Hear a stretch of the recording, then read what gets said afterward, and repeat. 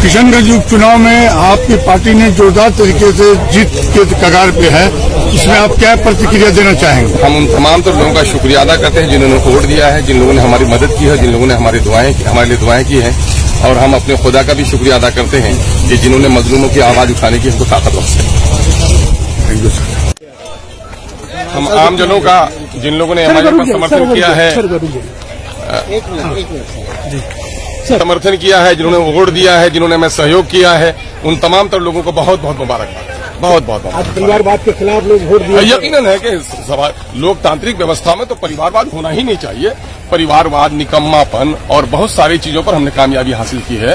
और इस वक्त जो कहा जाता था कि एमआईएम वो करता है, एमआईएम जहां लड़ती है बीजेपी को हराती है, फिरका परस्तों को हराती है, सांप्रदायिक शक्तियों को हराती है और नाकारा काम करने वालों को हराती है। जनता बहुत बहुत बधाई के पात्र है। लोग जैसे विश्वास दिए आपको सर, आप उनके विश्वास पर भाई हम तो ईश्वर से विनती करते हैं कि ईश्वर अल्लाह, लोगों ने जितना हम पर एतमाद किया है, हमें अपने फर्ज को निभाने की तौफीक अता फरमाए। शायद आप चुनाव लड़ते तो शायद जीत और आसान हो जाता है।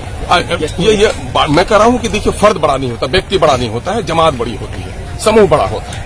तो यकीन है कि जमात की जीत है, यहाँ की जनता की जीत है और सीमांचल के लोगों को अपने हक और हुकूक के लिए अब लड़ने का इरादा हो गया है। एमआईएम की जीत दरअसल सीमांचल के पिछड़ेपन और नाइंसाफी के खिलाफ एक जीत है।